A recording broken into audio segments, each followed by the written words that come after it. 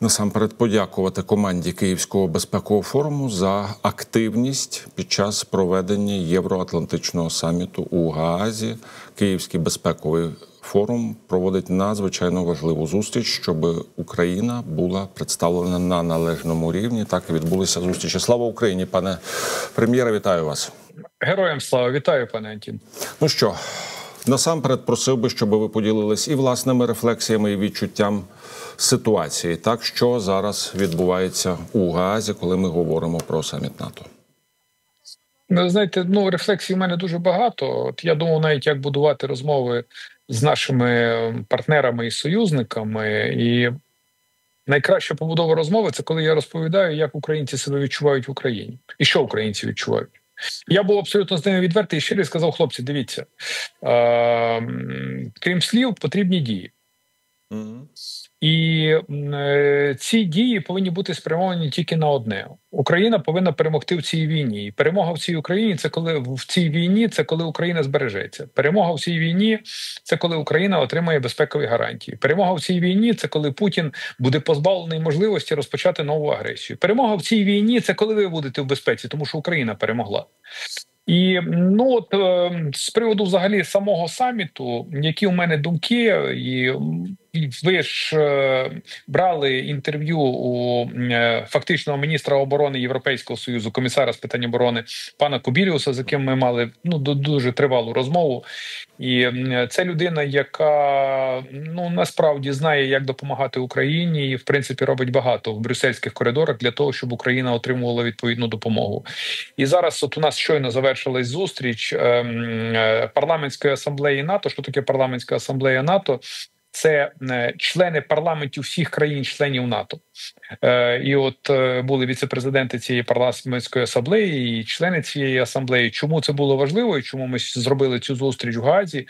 Нам потрібна політична підтримка у всіх країнах-членах НАТО. Тому що ви розумієте, що в принципі на запитання, чому Україні треба давати гроші, ці відповіді повинні давати політики.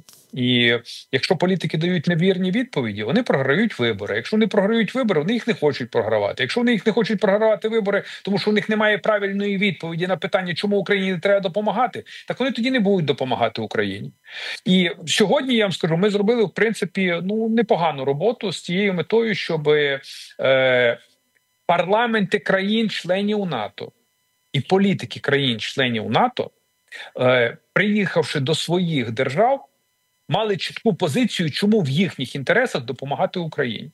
Чому в їхніх інтересах перемога України. По самому саміту, коротко опишу вам. Перше. Так, декларація буде коротка. Але я, до речі, прихильник коротких декларацій, а не довгих текстів. Я прихильник коротких декларацій, але довгих і правильних кроків по реалізації цих декларацій. Вдалося основне. Вона ще просто, ця декларація не оприлюднена, тому я так трошки наперед буду говорити. На 99% саме такий текст буде декларації. В ній вказано про необхідність підтримки України. І хтось скаже про те, що там не написано, що Україна повинна стати членом НАТО. Я нагадаю про те, що у нас вже було багато написано, ще в 2008 році, коли я, як голова Верховної Ради України, разом з тодішнім президентом і прем'єром підписав листа на НАТО «Зробіть нас членами НАТО», вже тоді в Бухаресті в 2008 році було прийнято рішення, що двері для НАТО відкриті. Правда, з 2008 року до 2025 так трошки багато часу пройшло, тому питання юридичного рішення щодо можливості надання Україні членства в НАТО було ще вирішено в Бухаресті і підтверджено в Вашингтоні. А зараз, щоб не сваритися з американською адміністрацією, щоб не отримати негативної відповіді, яку хотіли росіяни. Я хочу нагадати, що росіяни наполягали на закритих консультаціях з американцями, це те, що ми знаємо. Щоб було змінено рішення членів Альянсу, і щоб воно було скасовано, де саме те рішення було скасовано, де було передбачено, що Україна стане членом Альянсу. Цього росіяни не отримали, і цього і не буде. І тому те, що в декларації, яка буде оприлюднена, вказана не просто Україна, а вказана необхідність підтримки України, і з американцями не пішли в конфліктну зону в частині прийняття інших рішень, я вважаю, що це великий плюс. Друге, це те, що ми тут бачимо, і ми очікували це раніше, що в принципі для України і для українського президента тут знайшли вірне місце. До речі, от зараз якраз у нас закінчилась зустріч, і члени парламентів і представники керівництва НАТО, які були на зустрічі, вони зараз поїхали в парламент Нідерландів, тому що там Володимир Зеленський зараз повинен виступати. І що було також спільне рішення, і мені щойно член нідерландського парламенту сказав, що ви знаєте, це у нас було рішення і опозиції, і уряду, тому що ми розуміємо необхідність підтримки України. Це друге. Третє, про фінансування. Саміт НАТО прийме рішення про збільшення обсягу фінансування оборонних бюджетів країн-членів НАТО до 5%. З яких 3,5% – це прямі оборонні витрати, тому що у них є дуже чітка категоризація того, що відноситься до оборонних витрат. А 1,5% – це оборонні проекти, в тому числі інфраструктурні проекти. І тут була дискусія про те, а українську допомогу включати в цих 5% чи не включати. Станом на зараз прийнято рішення, що українська допомога буде також враховуватись в оборонних бюджетах. Я не знаю, як буде завтра вранці, але станом на зараз таке рішення прийнято. І це добре. Тепер щодо обсягів фінансування. Мені європейський комісар з питань оборони навів прекрасну цифру, і він у вас в етері її говорив, про те, що взагалі-то обсяг фінансування України всього-навсього 0,1% від ВВП. Чи то Європейського Союзу, чи то Сполучених Штатів. Так це я підкреслюю 0,1%.